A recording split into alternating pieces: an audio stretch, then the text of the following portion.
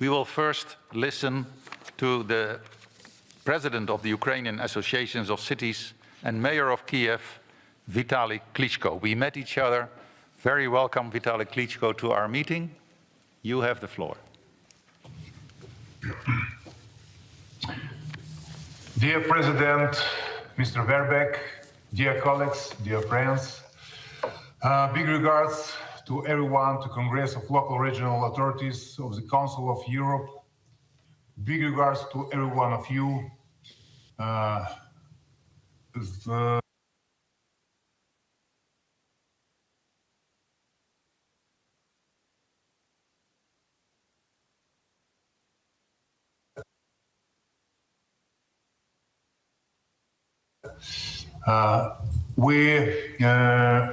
I have a couple of messages from Ukraine. It's very important to understand the reason of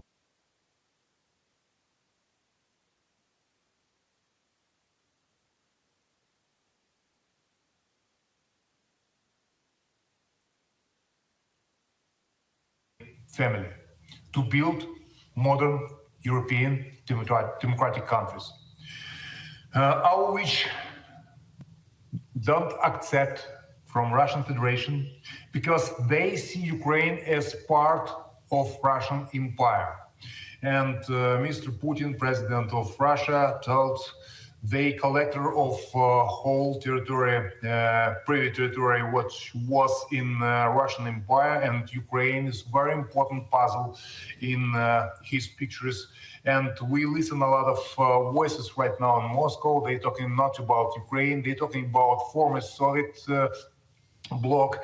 And please don't forget, a lot of European countries just a couple of years ago was also the part of Soviet Empire. I talking about East European countries as Poland, Czech Republic, Slovakia, Baltic countries.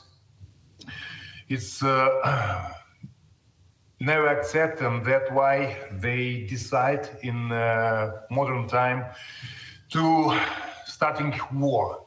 I want to say it's biggest war after the Second World War in Europe.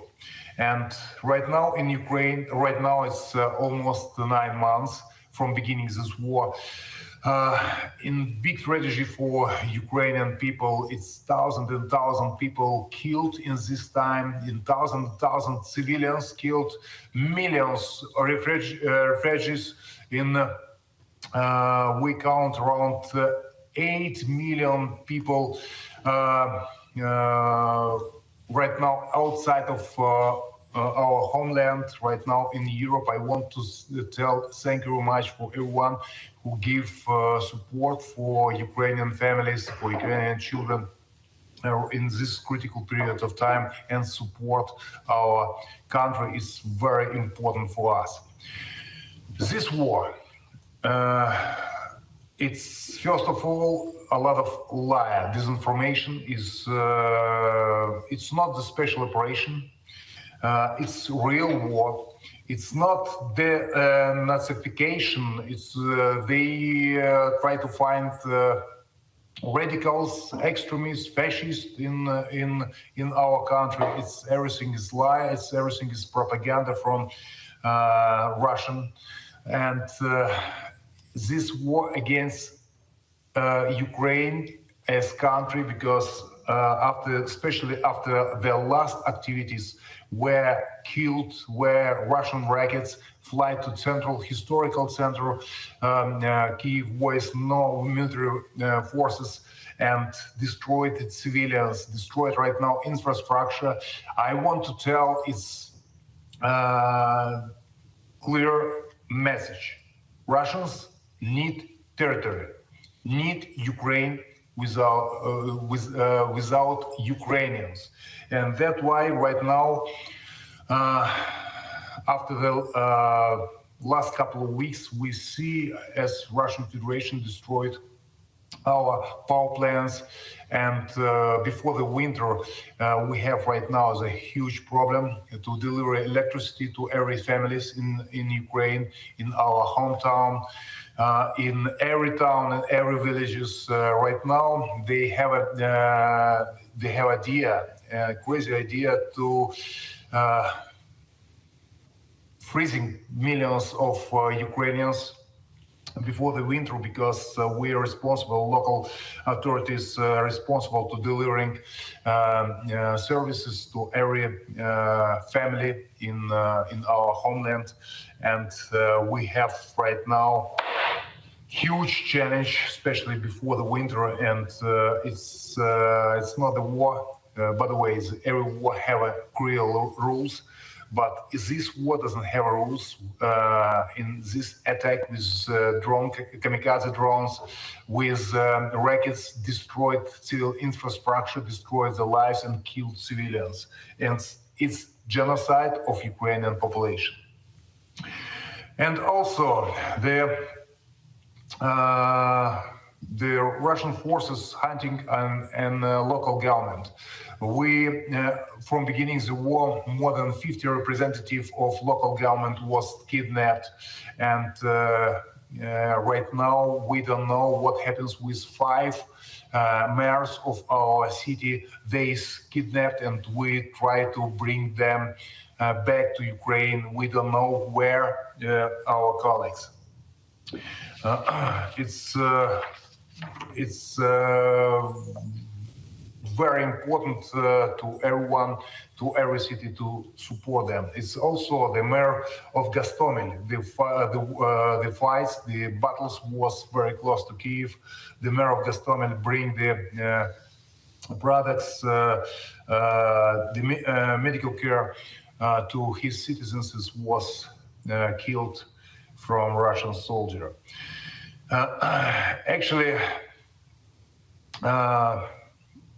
Actually, the last couple of months, Ukrainian forces was pretty successful. Thank you for support, defensive weapon, what we receive from our partner. I want to say defensive weapon, because with this weapon, we defend our homes, we defend our homeland, we defend our city. It's very important to receive support, and also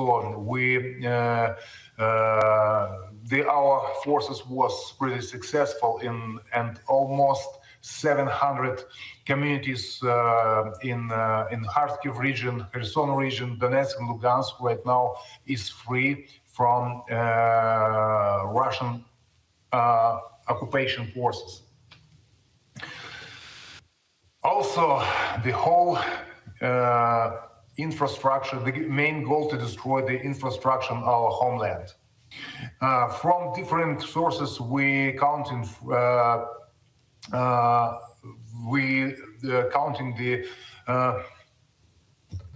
the price of our infrastructure, which destroyed in this period of war, is from 230 million until 300 billions of US dollar. We're talking about the roads, we're talking about destroy the bridges, we're talking about 19 airports, 110 train stations, 315 bridges, and 580 objects of critical infrastructure, and also 10 electric power plants, and more than 300 heating stations. And right now, the situation in Ukraine is pretty difficult. Difficult because we try survive right now, and also to make our territory free from Russian aggression. It's very important to receive the help from our friends. It's critical important, because it's not big wars. We defend not right now, not just our homeland, not just our homes, cities. We support from destroying also our homeland, and also we fighting for the same values. The same values what every one of us have, and we actually defend right now European Union, because I told that the Russian forces and Russian plans go so far we are allowed them to go.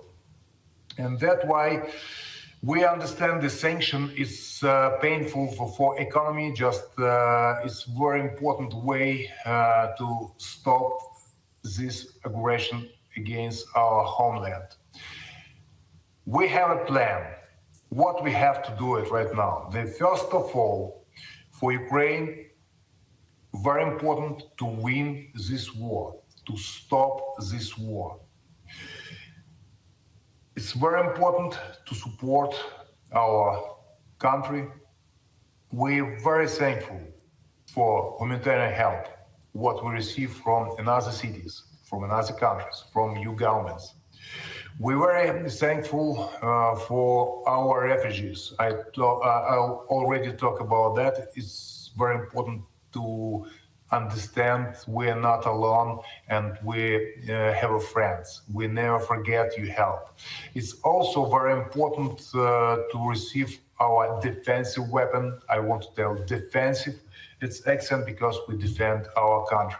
Ukraine is actually always was peaceful country where live peaceful people. We never was aggressive to anyone, but right now we doesn't have another choice. We have to defend our territorial integrity and our independence. And also we defend right now, I talk about that, the same democratic values what have is everyone in the European Union. Human rights, press freedom, democratic values is very important. The second point, after this war, we have to prepare right now to to rebuild the country. From that depends how fast we bring our refugees back to our homeland. Because everyone needs homes, services, everyone needed jobs and good month's salary. It's also we need your help to make. We can call that Marshall Plan. We can call that roadmap for reform to make Ukraine real European country with real standards of lives and real European rules in Ukraine. We actually need help and to make together this master plan for Ukraine, because success of Ukraine will be great answer for our friends, and also it will be great answer for our enemies. Success of Ukraine, and we looking on that and working that. Regarding association of city of Ukraine, in our association is one of the largest associations in Ukraine. It's almost 1,000 communities, almost 400 cities and 600 villages, who is member of our association. And we're ready to work together with Congress of Local and Regional Authorities, the Council of Europe, to make the master plan, Marshall Plan, how we call it. It's very important to prepare for day after tomorrow. It's everything have a start and everything have a finish. I'm more than sure we stop this war, we win this war. It's our country, it's our families, it's our children, it's our future. And we're very motivated, very motivated to defend our country and make our country successful and as part of European family. And association of City of Ukraine, we're ready to coordinate and organize work with European community rebuilding plans for our homeland is very important. For us, it's also main priority after the stop this war. And also, I want to pay attention. We need the safety right now is the main priority for everyone, for every citizens of Ukraine. Thank you very much, Vitaly. Thank you, Vitaly. Thank you very much.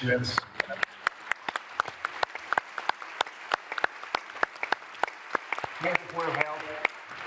Thank you for support. Please stay with Ukraine is a key for peace and freedom in Europe. We're fighting for that. And one more time, thank you very much for every one of you. Thank you. Vitaly, be sure of our unwavering support for you, and I hope to meet you soon again. We will now listen to Alexei Chernyshov, Minister for Communities and Territorial Development of Ukraine. He is joining us also online. Minister, you have the floor. Thank you very much, dear Mr. Verbeck. Dear delegates, it is my great pleasure to be with you today. First of all, I would like to convey a message of gratefulness from Ukrainian people for your continuous support of Ukraine during this 8 months of devastating war. Thank you for that. In the beginning, and if you allow me, I would like to provide some slides on the screen and to provide some presentation. With your permission, I would ask the organizers to switch it on, and I would like to present you the current standing and further development and recovery of our country. It is very important to understand that Ukraine is providing its resistance over the course of 8 months. I think many people, even in this hall today, never believed, even in the first days, in the first weeks, that Ukraine will stand. And Ukraine is standing, Ukraine is fighting, Ukraine is united, and Ukraine will prevail. On this slide, you can see the very center of Kiev, the main street, I would say, one of the main streets, and you can see the segment of it is being attacked on October 10th. That is the current life of the city. And I would like to state that Ukraine, given the fact of ongoing war, is continuing to be operational. Government is fully operational. Every single mayor is in place. Every governor of Ukrainian region is in place and fighting, recovering, and arranging a daily life under the missiles, shells, and drones, which is a really dramatic situation from one hand and very respectful from another.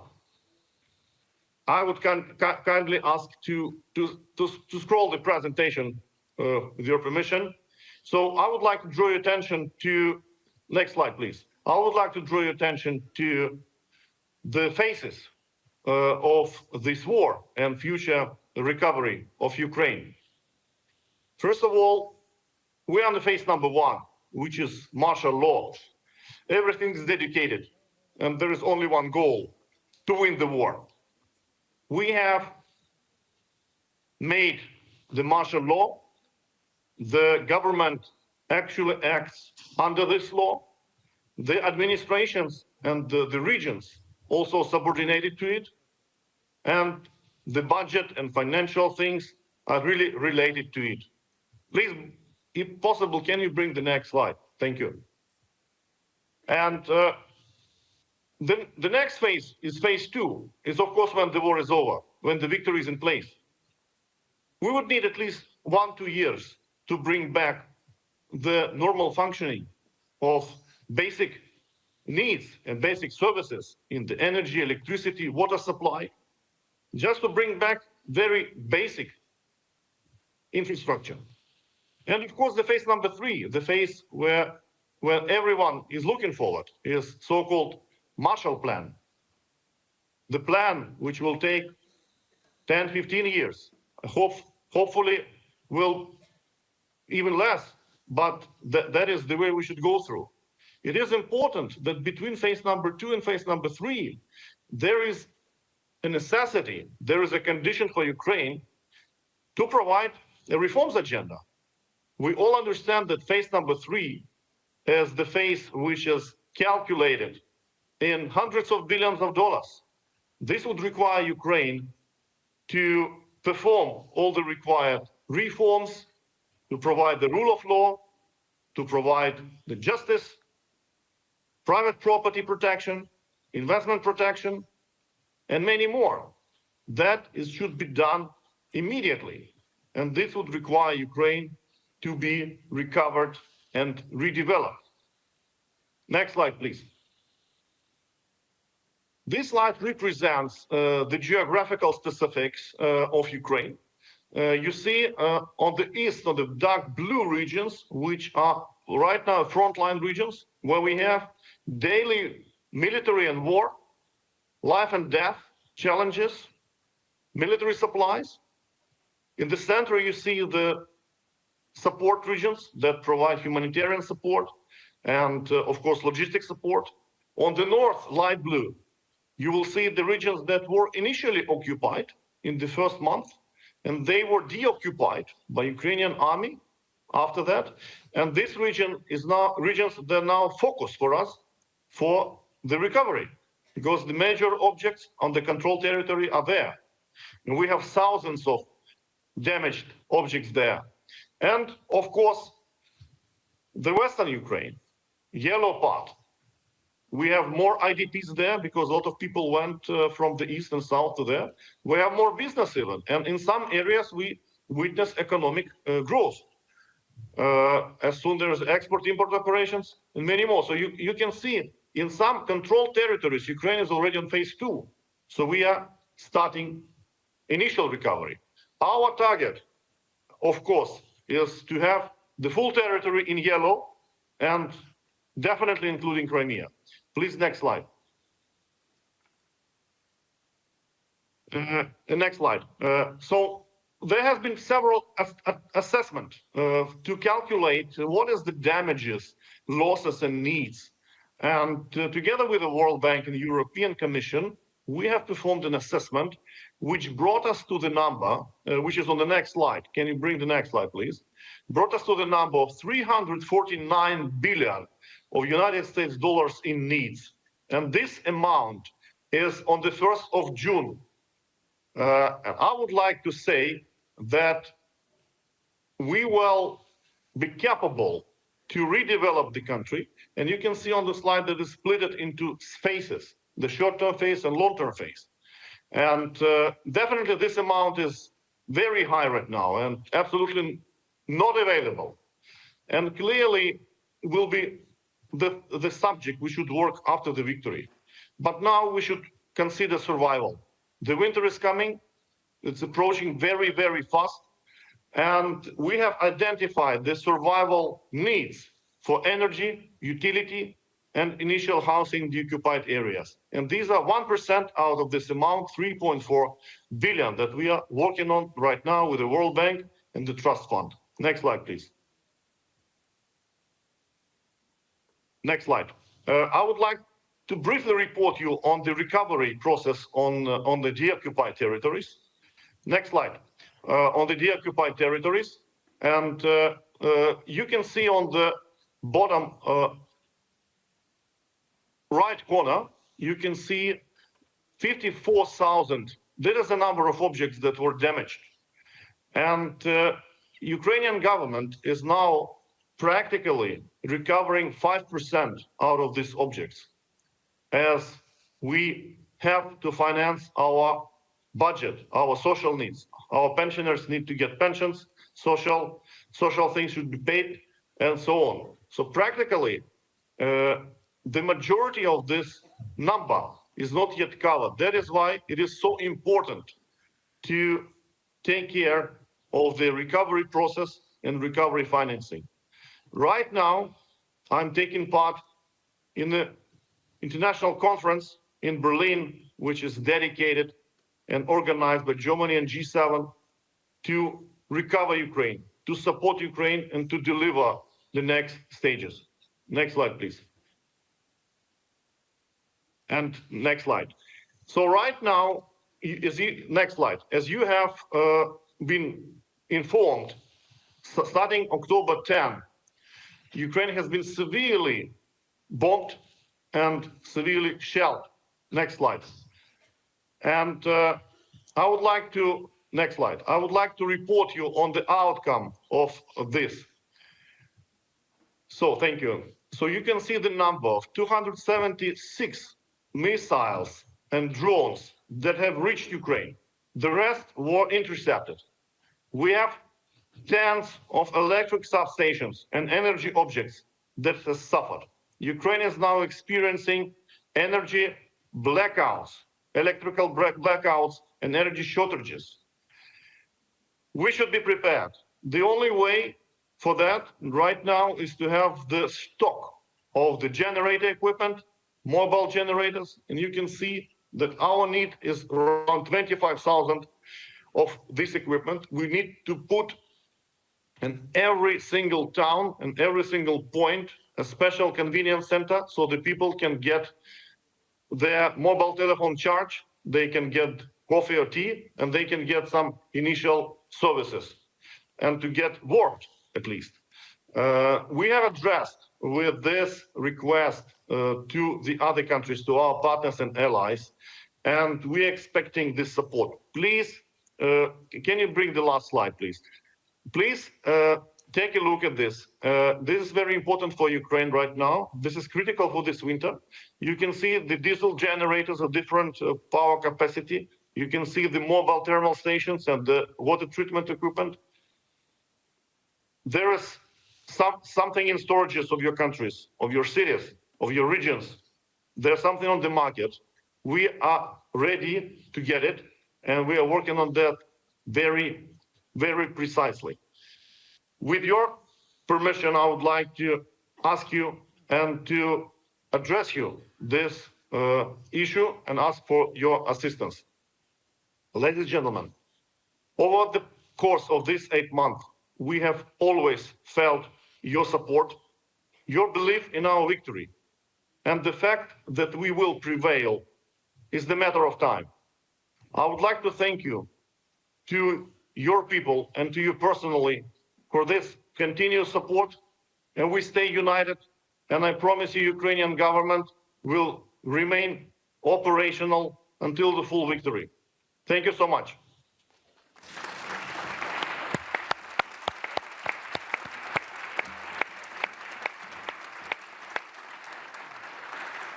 Thank you very much, Mr. Chernyshov. We met before in person in Kiev, and it's very nice to see you again on the screen. Let's hope there will be soon a time that we can meet again in Kiev, and the situation will be much better. You can be sure of our support. That's clear. All our statements and all our arguments are clear, and we will play our role as a Congress as much as we can to support you in this effort and this incredible situation that you came into. Be sure we all support you, your government, and all the mayors in your country and the governors. Thank you very much for your time, and we'll see you soon. Thank you. Looking to the time, we only have 15 minutes left for the debate, and I have a list of very many speakers. That's not going to happen. That's not realistic. So I will allow speakers up to 3 o'clock, because then we have to start the rest of the agenda too. This is not the only time we speak about Ukraine. There will be many, many more times coming with more opportunities. So I ask your more or less forgiveness of our understanding that we have to deal with it in this way, but I see no other possibilities. I start with Bernd Föhringer, and after Bernd, Mikola Lukashuk will speak. Bernd, you have the floor for 2 minutes. 1 minute. Okay, we'll try 1 minute. Let's give it a try. Bernd Föhringer first, and then Mikola Lukashuk. First, Bernd Föhringer. There you are.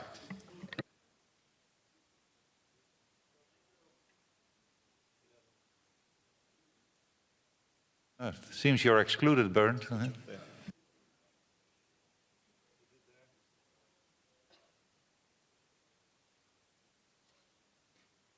So, now it works. Okay, now please start the time now. So thank you, President. I will speak in German. Yeah. Liebe Kolleginnen und Kollegen, wir sind immer noch sehr betroffen über alles, was wir von der Ukraine erfahren, von dem brutalen Angriffskrieg Russlands. Die gesamte Solidarität gehört unseren Freunden in der Ukraine. Und für uns ist es ganz, ganz wichtig, dass wir auch weiterhin diese Solidarität zeigen. Zum einen politisch, da bin ich dem Präsidenten dankbar für alle Äußerungen, Verurteilungen, wenn Bürgermeister entführt werden und all die Dinge, die wir Schreckliches erleben. Wir müssen an den Themen arbeiten, auch des Wiederaufbaus, hat der Minister gerade darüber gesprochen. Wir müssen in unseren Städten und Gemeinden weiterhin solidarisch sein, die Flüchtlinge aufnehmen, hier gute Gastgeber auch sein, aber auch, liebe Kolleginnen und Kollegen, ja, Bürgermeister und City Councilors, Stadträte, Regionalräte sind auch sehr praktisch veranlagt. Lassen Sie uns auch den Kolleginnen und Kollegen direkt vor Ort helfen. Wir haben Beispiele gesehen, Generatoren, Fahrzeuge, vieles andere mehr. Also ich lade jeden ein, zu überlegen, wie kann er praktisch einen Beitrag leisten, entweder direkt, indem Kontakte da sind, über die Verbände oder auch über Cities for Cities. Vielen Dank. Thank you very much, Bernd. We will now listen to Mykola Lukashuk. Mykola Lukashuk from Ukraine. Here, you have the floor. Dear friends, thank you for your support and efforts to help Ukraine fight against the Russian invasion. The Russian war against Ukraine started in February 2014, reaching its absolute peak of duty in February 2022, with a full-scale invasion, the goal of which is to destroy our country. Massive missile attack on peaceful Ukrainian cities on the morning of 10 October brought us back to 8 months ago. Russia used 84 missiles, 18 of which for my Dnipro region, and 24 drones worth millions of dollars to kill 11 and wound 100 Ukrainians, many of whom were going to work. Dnipro, my home region, has been a victim of their horrible attack since the day one of their war. Suffering failed on the battlefield, Russia aims to destroy the critical infrastructure of Ukraine, attempting to create an official collapse during the winter hurricane season. The purpose is to spread panic in Ukraine and fear in the world. Russia hit about 30% of our energy infrastructure, leaving more than 1,000 Ukrainian villages and cities without electricity. Living in the war is very difficult, but our local and regional authorities with their people are doing an incredible job recovering after those attacks. Everyone is acting as a team. It is what matters the most. This winter is going to be very difficult for all of us. The only way to stop this constant intimidation and win this war is to stop being afraid of Russia. Colleagues, it's time to put your fear to an end and start acting more to help Ukraine. Russia will never stop of Ukraine. Russia is a country of terrorists. It will go further because the war is rooted in barbaric DNA. This is what we have already seen in Georgia and Moldova. We must unite in our will for democracy and peace. Ukraine has already shown the world that it's possible to resist Russia. But we need your help to ensure that our children can grow in a free world where no one can wake them up with missiles. Thank you very much for your support, and glory to Ukraine. Thank you. We'll now listen to Anders Knaap, and after Anders, Karl-Hein Lambers will speak. Anders Knaap, 1 minute, please. Thank you, Mr. President. As you said before, there's a lot of discussions we have had during this year and we will also have in the future. I just want to highlight one thing, and that's the importance of the work that this Congress has done, and also different associations and organizations around Europe to, before the war, work closely with the local and regional authorities in Ukraine and the parliament and the government with Ukraine to create reforms for strengthening the local and regional authorities in Ukraine. And this shows the importance of the work we are doing, but it also shows that it's not only when we are living in good and peace times that it's important that the local and regional level is strong and can defend its interest. It's also extremely important that the local and regional authorities are strong when we come to an awful situation like this with the war in Ukraine. Thank you. Thank you, Anders. I do not always agree what you say, but this time I agree very much. Very well. We will listen to Karl-Hein Lamberts. Nous avons entendu très clairement quels sont les besoins. Je crois que nous pouvons être fiers de ce que nous avons fait déjà jusqu'à présent en Ukraine, d'ailleurs déjà avant cette guerre d'agression. Mais tout ce que nous avons fait et tout ce que nous avons entendu doit nous motiver à faire encore davantage. Nous avons, comme collectivité territoriale, quelques missions précises au niveau des réfugiés pour les accueillir, pour les former, pour leur permettre le retour dans le pays, comme M. Klitschko l'a mentionné tantôt. Mais nous devons surtout créer des partenariats entre les villes et régions dans nos pays avec les villes et régions en Ukraine pour donner de l'aide urgente maintenant pour la reconstruction, mais surtout pour la consolidation dans les années à venir après la fin de la guerre, parce que c'est ça qui est important et nous espérons tous que cette fin soit la plus rapide possible. Merci beaucoup.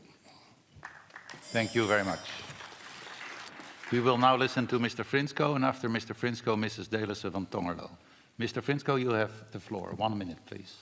Guten Tag, Juri Frinsko, der Vertreter der ukrainischen Delegation.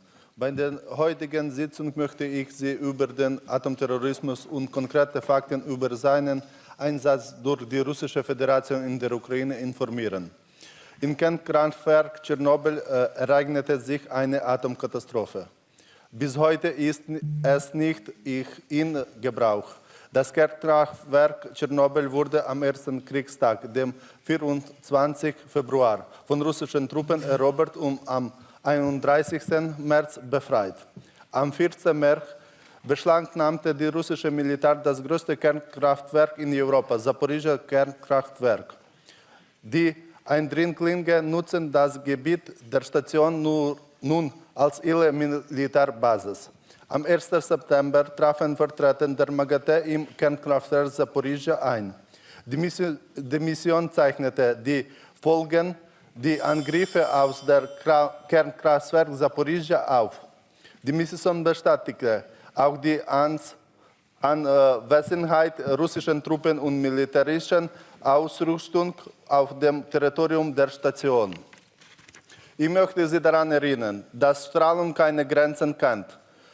Ein möglicher Bereich der Zerstörung in die ganze Welt. Das Verteidigungs- und Sicherheitssystem der europäischen Länder befindet sich in einer Krise. Wir müssen neue Mittel und Mechanismen entwickeln, um die Demokratien in Europa und der Welt zu schützen. Danke. Thank you very much. We will now listen to Wilma Delissen van Tongerlo from the Netherlands. Where are you in the room? Yes, here I I hear am. you, but I don't see you. Or... This side. Oh, Yes. here you are. Thank you very much. And Thank the you. next one will be Mr. Vitali. Go ahead. Thank you, Chair. Dear colleagues, it's very touching to hear the statements about the impact of crimes and action of the Russian Federation against Ukraine, its cities and its citizens. On behalf of the Netherlands delegation, I would like to express my admiration for the immense courage and strength of Ukraine and Ukraine's citizens. We share common European values and democratic principles. As Europeans, we have to show our solidarity and we need to contribute to the reconstruction of Ukraine and its cities. In that perspective, I much welcome the City for City initiative as well as the cooperation between the Association of Netherlands Municipalities to cooperate with Ukraine cities and the Association of Ukraine Cities, and providing expertise and financial means for reconstruction if necessary in the short and the long term. We stay next to you all. Thank you very much. Thank you very much, Wilma. We will now listen to Vitali from Ukraine. 1 minute, please, if possible. There you are. Good afternoon, dear colleagues, Mr. President, Presidium, and representatives of countries. Glad to once again participate on 43rd session of the Congress of the Council of Europe and welcome you all here. I'm not going to talk for a long time about everything. I am officer of the Armed Forces of Ukraine and I will speak clearly on matters and on behalf of the Armed Force of Ukraine. I understand that you and me are not a military organization here, but you all have the right to appeal to the presidents of your countries. Therefore, it is in your power to convey our requests to them. Currently, the Armed Forces of Ukraine needs air defense systems to protect civilians in cities. Russia launches drones and missiles at civilian objectives and building and infrastructure. Also, their helicopters and airplanes fly in our territory, launch deadly missiles and return without hindrance. Last time here, it is in this hall, we, the representatives of Ukraine, asked you about influence to closing of the sky over Ukraine. NATO did not do this. Now we only ask to provide us with air defense equipment, and with their help we will block the sky and continue to beat the enemy on the ground. And second request, one second please. And second request is a request of the entire peoples of Ukraine. Recognize Putin as an international terrorist. He should be isolated from the management position and tried for terrible international crimes. This is a terrorist with whom it is impossible to negotiate. Glory of Ukraine and international friendships. Thank you very much. I noticed that all our Ukrainian members worked very hard to improve their English, and you were really successful, so compliments for that. It's really hard to do that, I understand very well.